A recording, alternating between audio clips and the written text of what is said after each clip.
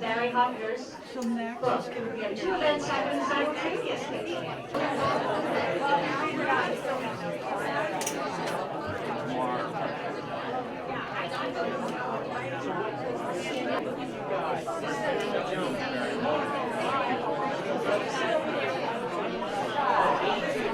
Oh my God! I'm very wow.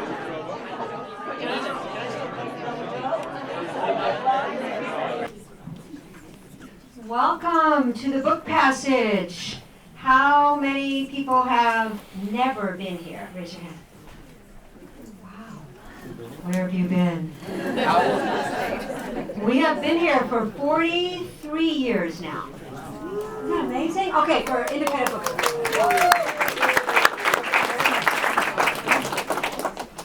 And in addition to being accessible to the public and having great, really still bricks and mortar books for all of us, we also do about 800 events a year. And today, for example, today we got 2 going on. And it is just gives you an opportunity to not only meet the author, but in this case, we have events like this that are really personal and really show an outpouring of love and support for people who write books like Barry did. So thank you all for showing up. My name is Kathy Raff, and I'm going to host this afternoon. I'm sure everybody's got their coffee and stuff, and we're all ready to go. So let me just add, who doesn't know Barry? Okay, so these are very, oh, that's great. So this is a really supportive environment. This is great. I think this is his one and only event on this book, so we're really excited and honored that he chose to come to the book passage for this. So we really are excited. So you probably do know the story, but I'm going to tell it anyway. As it seems to happen in life, Barry wasn't trying to write a book. It was going to be the start of my empty nesting years, so to speak, he said. I decided to write my boys a letter. I think his boys are here today. His thoughts were full of his wife Jackie, who was tragically killed in 2017 in Botswana, a place she was visiting because of her long-standing commitment to wildlife preservation. Subtitled A Memoir of Love, Adventure, and Family, recounts his own recollections of Jackie, an animal activist, including highlights of a few years they spent backpacking around the world, in which they went from college friends to lovers. Published this last September, he confesses it would have stayed a private letter if it hadn't made an important discovery. On Yom Kippur 2018, I was going through some of her stuff, he said, and I found her diaries. Combining his own memories with words from his late wife, the book describes their time together, including the overnight bus ride from Dharamshala, did I say that right? Dharamshala, to Agra in India, when Barry realized he was in love. He also found this great photograph. And also there's a bunch here too, as well. Jackie was known for her love for animals and volunteered with SF-based organization Wild Aid, which works to end the illegal trade in ivory. the 1,100-acre ranch that the Hoffners owned in Cloverdale was maintained as a wildlife corridor, land linking areas of natural habitat for local foxes, wild pigs, turkeys, deer, mountain lions, bobcats, and bears. You think we had that many animals here? After his wife's death, Barry and his sons, Benjamin and Daniel, set up an endowment and an award in her honor at Brandeis Marin. People from Brandeis Marin here? Yeah, oh, cool. In which the Hoffner boys attended and where Jackie was a teacher's assistant for 2 years. Barry is the founder and executive director of Caravan to Class, which brings literacy to Timbuktu and the southern Sahara Desert region by building schools, funding their operations by paying for teacher salaries, providing basic nutrition, books, and school supplies. So I, with just great honor and humility, and just was so happy that you're here, Barry. So let's put our hands together for this. Thank you very much, Kathy. So what's cool is they treat me like a real author here. They let me hang out in the green room for a while before the event. Thank you so much for coming on this long Thanksgiving weekend, and particularly on a rainy day. Before I start, there are a few people here I'd like to recognize. I'd like to recognize my sister-in-law, Julie, Jackie's sister, who came out from Iowa to be here. And I'd like to recognize my sister and her family. And particularly, I'd like to recognize my mother. She's going to be 99 in a couple months. How about that? And most of all, I'd like to recognize my sons, Daniel and Benjamin, who are flying back to university later tonight. So you have to bear with me here. I'm a little out of my comfort zone talking about myself in front of a big group of people, particularly with this subject matter. But in any case, Kathy told a little bit of the story. Hope you don't mind if I repeat a little bit of it and add some details. So it was a little more than a year ago. I took my younger son, Daniel, to Boulder to start his college years and came back home to our house in Sausalito to begin my empty nesting years alone without my partner. And I was kind of having a lot of pity for myself, and I decided I needed to write my boys a letter. And this letter was to detail how I came to fall in love with their mother and some amazing travel adventures that Jackie and I had, starting out just as friends from the end of 1994 until the middle of 1996, where we backpacked a good part of the world. And then on Yom Kippur 2018, I was going through some of her stuff and I found her diaries.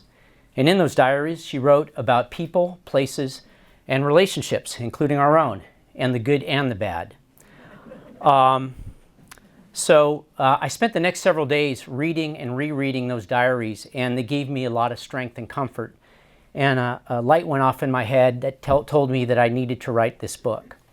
So I spent about a good part of the next 6 months in coffee houses all around writing the manuscript. And in one place in particular, Taste of Rome in Sausalito, there was a table next to me of a family, and they kind of asked, what are you doing? I said, I'm writing a memoir. And there was a little girl at the table. She must have been about 12 years old. She said, hey, mister, if you're writing a memoir, are you famous? Well, no, I'm not famous, and I don't even consider myself a good writer, unlike my wife, but I really do believe that everyone has at least one good book in them, and that's a plug for writing a book. And this book is mine. I Fell in Love with Your Mom on a Bus in India is about love, adventure, and family. And it was written to my boys so they could know the deep love I have for their mother, and also as a platform for Jackie's voice in the writings of her diaries. And if I want to be honest, I also mostly wrote it for myself as part of my own healing journey. And so I thank you very much for your support in coming here today. I also thank my friends in Cloverdale, Roy and Janet, who are here today for their initial help with the manuscript. And particularly, I'd like to thank Andy Reese Brady of Personal History Productions. And anybody who wants to write a book or memoir, that's a huge plug. And I'm sure she's here somewhere, way in the back, for anybody who wants to write a memoir. And finally, I'd just like to thank Book Passage. It's one of Jackie's favorite places in all of Marin, for letting us have this event here today and for stocking the book. So the book starts with an intro to my sons. It was November 17th, 2017, after 3 of the most horrific days anyone could possibly imagine. I was flying from Dubai to Spain to get Daniel, and Daniel and I were on a flight from Madrid to DC to reunite with Benjamin as a family and grieve together for the first time. As the flight from Madrid to DC took off, with Daniel asleep next to me, a forceful wave of emotions hit me I can only describe as all the memories I had of your mother and us as a family. Literally thousands of dreamlike recollections. Though I was in tears sobbing, these memories kept playing over and over in my mind as if I were watching a movie, and they buoyed me with vivid remembrances of a blessed life. I felt the most powerful sense of gratitude. It was a sacred place of exceptionally profound consciousness that I could have never known existed until that moment. I knew then that my deep love for your dear mother, that goes well beyond her being with me physically, would somehow give me the strength to get through this horrible tragedy. Jackie and I met in 1981 at University of California, Irvine. This book starts then, and it ends in 2002 when we moved back from Moscow, Russia, to Sausalito with our boys and also a few animals. But I believe the most compelling part of the book is that period from the end of 1994 until middle 1996, which features the writings in Jackie's diary. So again, we met in 1981. We were just friends, believe it or not, until the end of 1994. But I always did kind of like Jackie. And I learned from reading her diaries that she also always kind of liked me. There were some pretty funny stories along the way. In 1981 at UC Irvine, I fixed her up with one of my best friends still today, Joe, and we went on a triple date. And then in 1984, I was visiting her from New York. She was living in the Bay Area, and after a few too many beers, I tried to plant a kiss on her. Beer will do that to you. And in 1987 was her infamous visit. She came to visit me in New York. I was living in a very small apartment, but she brought her then boyfriend, who I didn't know about, and we stayed together in my little apartment in New York. Flash forward to the end of 1994. I was living in Singapore, about to take a one-year sabbatical after 10 years with JP Morgan. I was headed to China to continue my Mandarin language studies. Jackie was living in Southern California, and she was on her way to India with her friend Vicky to work in a science lab in Bangalore after a difficult breakup. I invited them to come stay with me in Singapore, and here's her first entry about Singapore. I'm sitting in Barry's house at his dining room table. Downstairs, the floors are marble. Upstairs, they are wood. The house is beautiful, and he has it filled with Asian relics that describe the past several years of his life in the East. On the walls, he has hung photographs he has taken of his journeys through China and Asia. All the photographs are of people, most of them children. In front of me is one of 4 children sitting together on a bench. The background is cobblestone. 3 of the children are dressed in shades of red, magenta, and orange. The others in tan. Their ethnicity seems to be Muslim.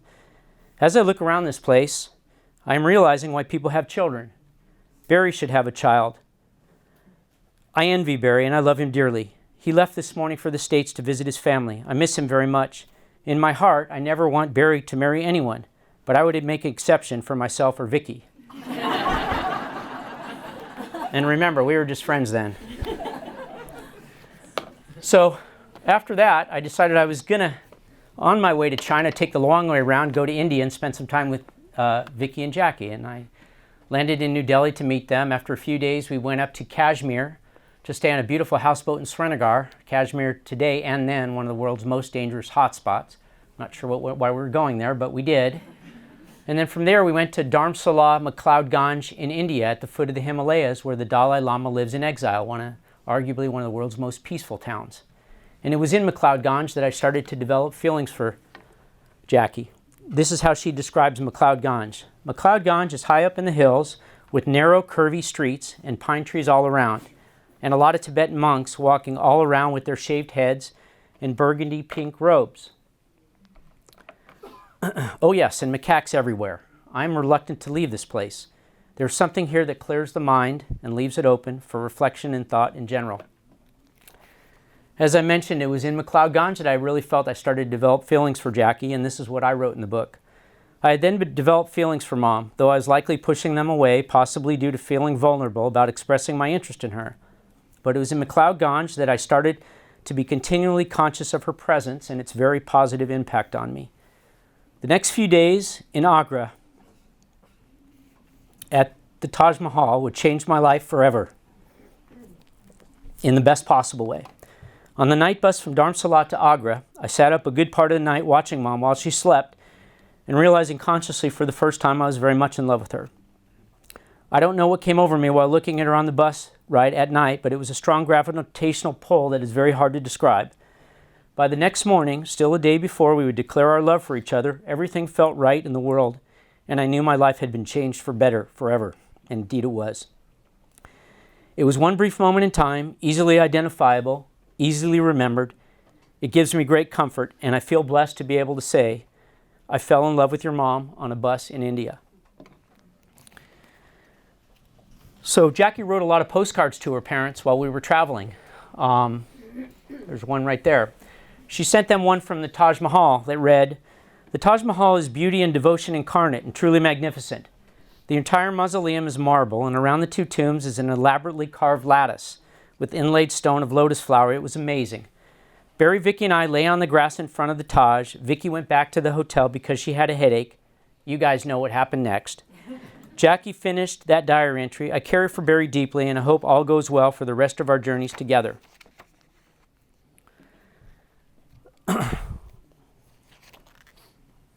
Ooh, I messed up there. Sorry. The postcard went on.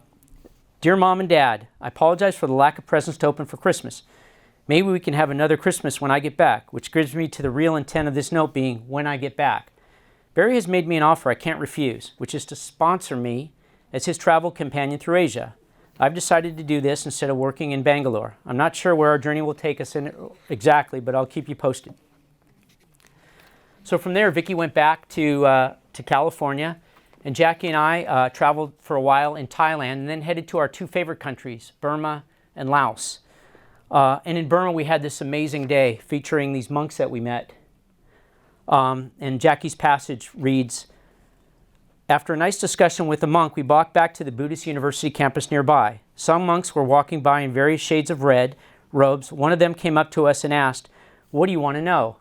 Barry asked, 'Can we come inside?' The monk responded, 'Yes, please, come in.' Barry did most of the talking. Sitting with these monks in this dorm room with Barry ranks among the most memorable moments in my life. For one thing, I love to be surrounded by men, gentlemen, men that ooze tranquility and sincerity through their pores. I could have sat there forever absorbing it all. Barry took photographs, and we exchanged addresses. The monks walked out and bid us farewell. One said to me, 'May you always be happy in life.' And he smiled a warm, bright smile. What a day."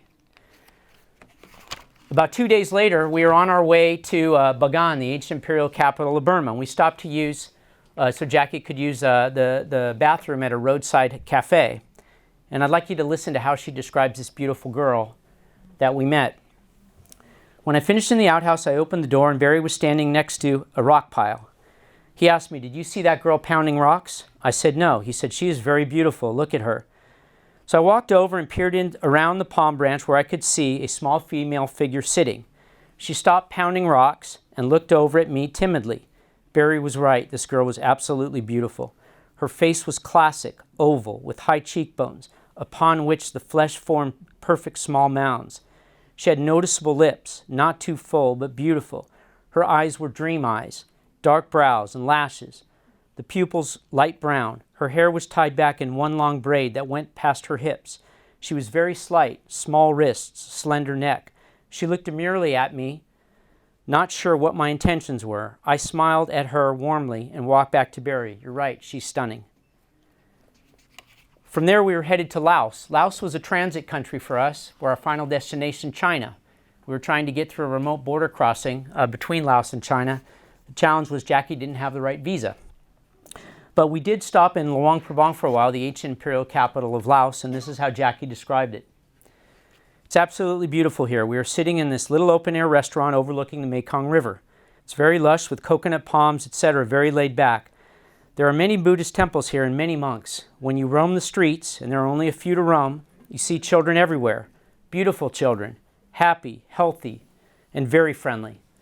Tomorrow we are taking a boat up the Mekong where we will try to cross into China's Yunnan province. Well, unfortunately, Jackie didn't get in at the border crossing, and in a very unchivalrous move on my part, I let her travel back to Vientiane on her own to get her visa and fly and meet me in Kunming. This is what Jackie wrote. Barry gave me all his cash, credit cards, and a liquor reservation in concern as I got in the back of a truck with some women from Laos for the return journey to Vientiane. It may have been all for the better because the next 3 days were pretty rough travel for me. And I write, my trip to Kunming took 2.5 days on 2 different long bus rides. I was the only foreigner, the buses were old, it was freezing cold, and everyone seemed to love spitting on the floor. At one point, there was so much spit on the floor that when the bus went uphill, there was a nice stream of spit making its way right towards me. Those were not the days of simply plugging in your earbuds into your iPhone and escaping. And those were also not the days of cell phones and texting. So for the next 3 days after being together for a long while, Jackie and I had no way of being in touch with each other. We simply had a plan to meet at a specific place in Kunming and hope that we'd be there on the same day. And here's Jackie's entry from that meeting place. I'm sitting in the lobby of the Kunming Hotel waiting for Barry, and when I see him, I know I'm going to be thrilled. Right now I'm a bit anxious because there's a chance I've arrived before him, and God only knows what I'm going to do here. This morning in Vientiane, before my flight, I bought some great-looking French bread, smoked salmon, and an onion to go with yesterday's purchase of garlic, basil, tomatoes. I guess they let them through in Laos with stuff like that. And camembert cheese and a bottle of Bordeaux wine. Now, I need a bottle opener. I hope Barry will be as thrilled about my purchases as I am. I thought we could have a reunion feast. Well, the next 3.5 months were some of the best of our travels. We were traveled a bit in China, but mostly we were in a dormitory in Yunnan University in Kunming, Yunnan province. And this is what I write about that experience. As I look back now, our time in Kunming was one of the most interesting, simple, peaceful, and wonderful periods of my life. Nothing to worry about as I was not working, and simple in the sense that we had no TV, cell phones, or internet. We even only had hot water for 2 hours a day. Just Mom and me together in our dorm room, surrounded by a number of newly made friends from all over the world, studying Mandarin and learning about China firsthand. Even today, I long for that kind of adventurous, authentic, and simple existence, particularly with a lifelong partner. So about mid-95, Jackie and I made our way back to the United States. And after a period of time, about 3 months or so, I decided I needed to get a job. And I got a job in investment banking focusing on Russia and Eastern Europe and London. We arrived in London, and after about a month, I realized that I hated that job. Or maybe I needed some more adventure in my life. And this is what I write. I remember like it was yesterday being in a pub in Chelsea, London with Mom and seeing a woman with the Lonely Planet Africa book.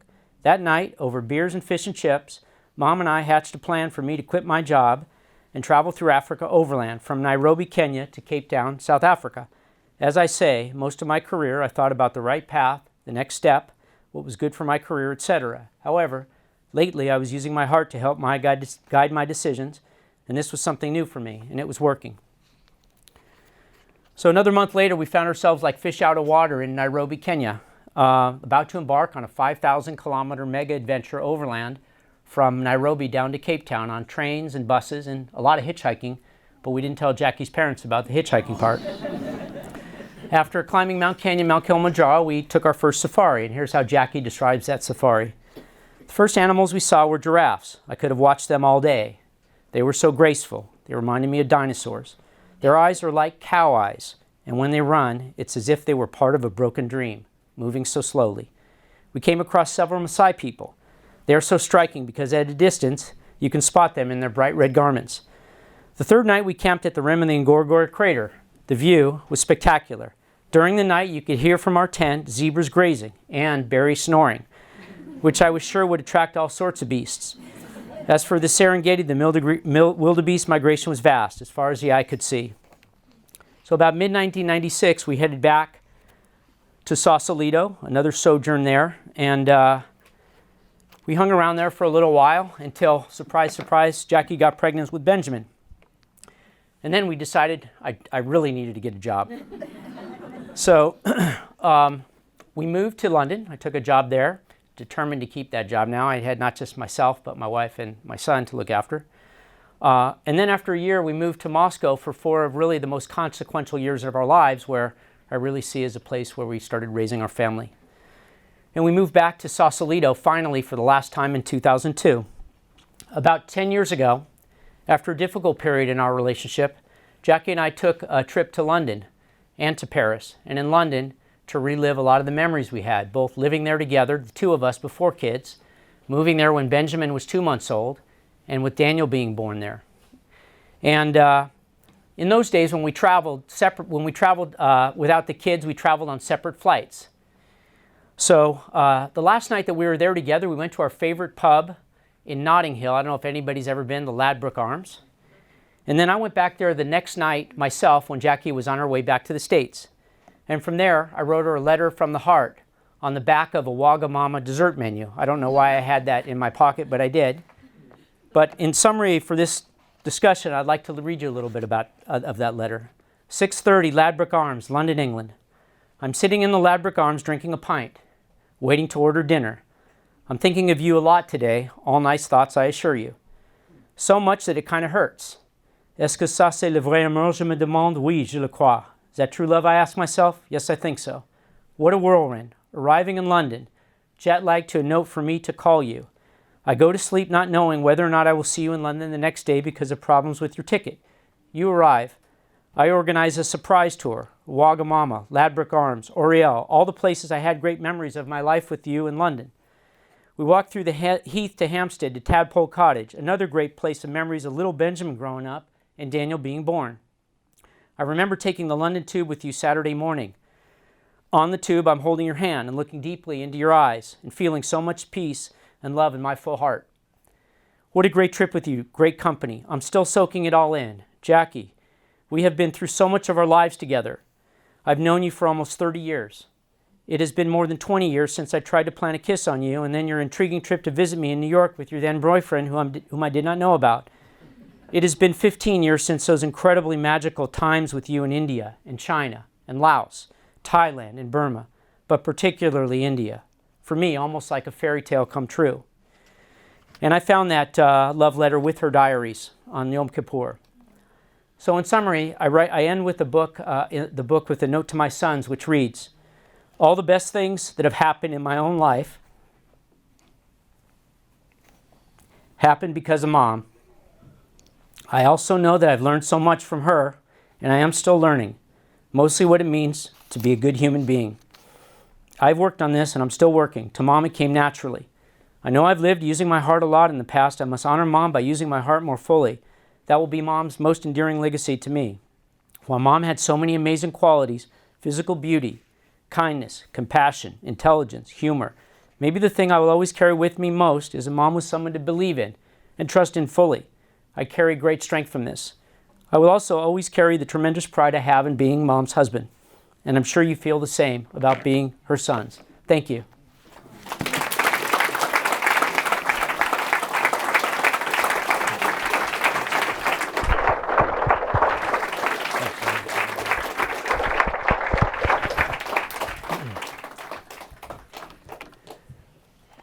Is this the part where we take questions? Okay.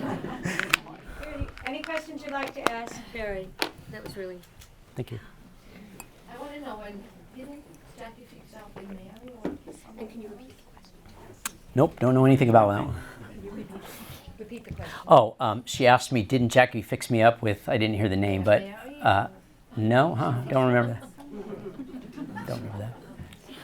Sorry, Anki. Way in the back? Barry, I know you speak a lot of languages. Did Jackie share your interest in Mandarin and Russian and other languages? Jackie was a trooper, so she was headed to India, but she came with me to China, and my goal was to study Mandarin. She enrolled in an elementary Mandarin language school, and she gave it a good shot, and she did a pretty good job. She definitely learned to speak Russian. In fact, one of her friends in the book said she spoke better Russian than her friend who lived there for 16 years. And with our nanny, who's still a close friend of the family, Valentina, Jackie and Valentina kind of developed their own language. It was a sub-dialect of Russian with a smattering of Russian, hand gestures, and as Jackie used to like to say, she didn't like to use grammar. What was the point? Any other questions? Please. I'm curious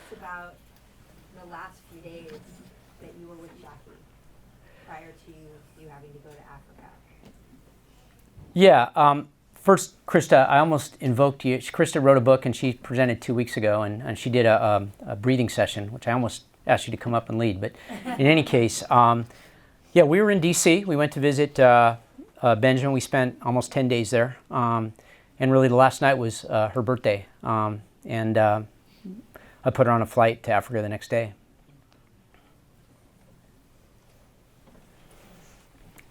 Will you take the boys on any of these wonderful trips? So yeah, we will continue to travel. We took a nice trip this summer. We were in Croatia, although it rained every day. And we did the year before we did a sort of pilgrimage trip to on the Camino, the same trip that Jackie did with some of her friends that she met in Russia, girlfriends.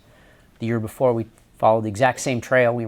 In fact, we ran into the same dog that Jackie wanted. She texted me the picture of this dog that she wanted to bring home. And my goal for that week was to find that dog, and we found the little white dog.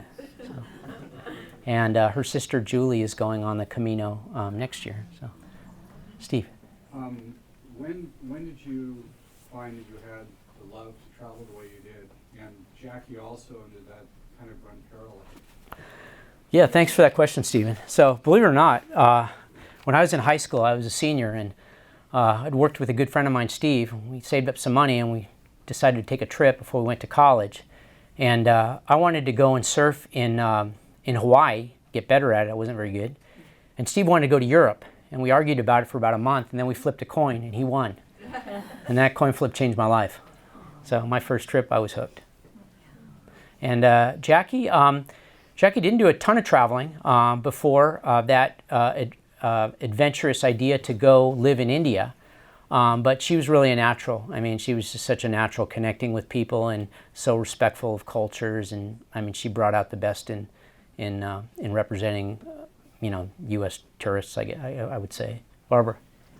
Did you realize the impact that she had on people while she was alive, or did you not realize that impact until she passed? Can you repeat the So important to so many people. Yeah, did I realize the impact that she had on people? I mean, her memorial, really hit me very hard. I had a front row seat to watching her charm people. I mean, she would meet people from all walks of life, and they would fall in love with her very quickly. I mean, all you who knew her know those qualities that she had. So, way in the back. Yeah, can you tell us a little bit about her foundation? So, yeah, we set up the Jackie Hoffner Charitable Foundation. Which one are you referring? So we have one that does stuff in Africa, and then we set up one in her name. The one in her name. Her name, yeah. So it's just a private foundation. We don't solicit for money. It's money that we ourselves invest in animal causes around the Bay Area. One that we support is the Berkeley Humane Society. I'm not sure if Lisa's here today. There she is. Mm-hmm. So Lisa was kind enough to bestow an honor on Jackie the year before last at the Berkeley Humane Society. That's one organization we support, and a few others. Which one in Africa? So we have a foundation called Caravan de Classe, which does work on literacy in Timbuktu. Yes, please.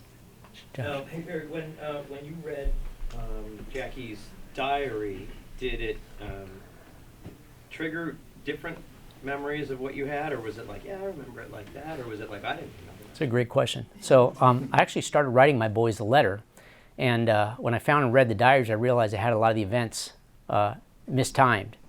And so that's why bringing back the past so vividly to me was such a rich experience. It was almost like reliving the past, and that's why I read them and reread them, and it was a special time in my life for sure. So yeah. So if there are no other questions, thank you again. Oh, Krista. You study Arabic, and I'm just curious, what's the inspiration, motivation behind that? It's such an interesting, beautiful language, and not many people study it. Wow. Okay, that's out of left field. Thanks, Krista. So actually, my mother was born in Baghdad, Iraq. Her first language is Arabic, but it's really almost like a subdialect of Iraqi Arabic. I've always been interested in languages, and for me, Arabic's the sort of the quintessential linguistic challenge. It's a really interesting language. The grammar is maybe the most intense of any language, and it really stretches my brain, so I enjoy it. I don't think I'm very good at it. I've put in 2 years already. I study every morning. I'm at Starbucks in Mill Valley at 4:30 in the morning at Strawberry when it opens. But anyways, I'll give it a shot. I'll keep going on it. I enjoy it, and it's just very, very interesting. It's a very fascinating language. Greg. If there were to be one more chapter in the book that wasn't written, any idea what that chapter might be? It's a tough one, Greg, because it really had a natural ending, which was basically 2002. We moved back to Sausalito. That was the third time we came back to Sausalito, and that was for good. We've stayed in Sausalito since then. And the boys are old enough to remember most of the events after. So, you know, I never set out to write a book. I don't have that intention. It was just, I felt I needed to write this, but only writing about that 18-month period would sell short, I think, a lot of other cool things that we did and Jackie did. Living in Moscow for 4 years was an amazing ride. And so anyways, yeah, I don't have I wish I had a better answer, but I don't. Hi. Heather.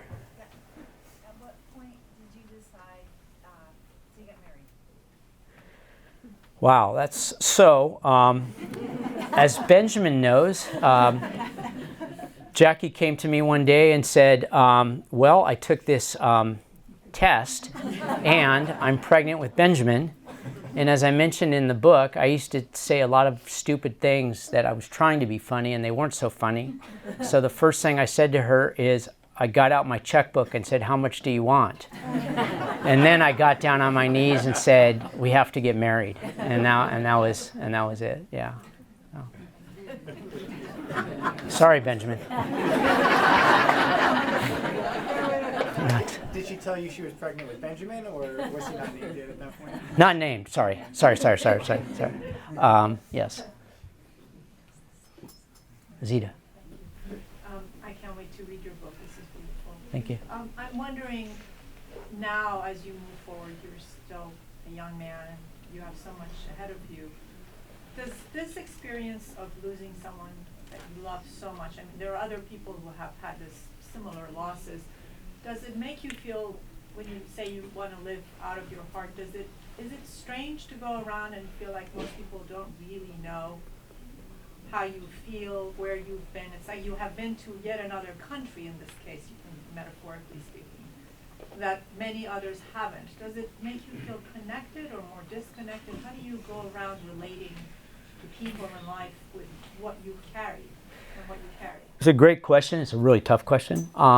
And, you know, everybody heals differently. I heal a lot on my own. And I like to be on my own a lot. I carry, you know, a lot of memories of Jackie, and that keeps me going to a large extent.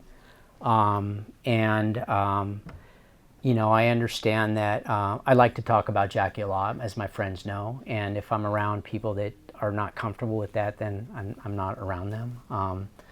Yeah, I always feel like there was a really good interview, you guys should listen to it, between Anderson Cooper and Stephen Colbert. They both lost their dads when they were 10 years old. And the way they talked about it was that at age 10 started year zero for them. And I sort of feel like, you know, November 2017 started year zero for me, and I'm on a new journey, which is totally different. Margot. Can't wait to read your book. And I forgot what a beautiful writer Jackie was, and just hearing you read her words reminded me about her screenplay. And I'm wondering, is anything happening with that, or are we going to get to hear more of Jackie's words someday? Not as far as the screenplay is concerned, but there's another idea that I'm kicking around. But anyways, let's see. Thanks. So if that's all the questions. I just want to thank you all for coming. I really appreciate the support and everything. It means a lot, and I know this is a reflection of how the impact and the love that, you know, so many of you had for Jackie, and that really warms my heart. Thank you again.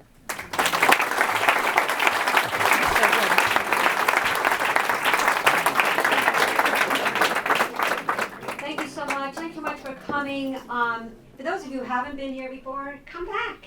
We have lots of events coming up, and this is, you know what time this is now? What time is this? By the book time. And so there is paperback, and we might have to open another box or so.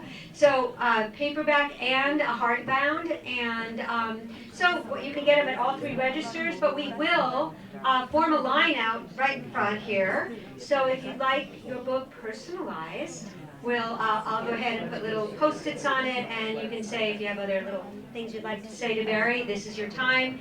And yeah, and thanks again for coming. And I know he knows every one of your names, because it seems like you do. But I'm going to take your name down anyway, because, you know, sometimes you forget. Yeah, and yeah, let's form a line. And again, thank you very much for coming today.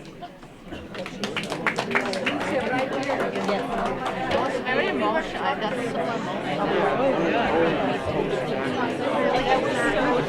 Can you believe her diary entries?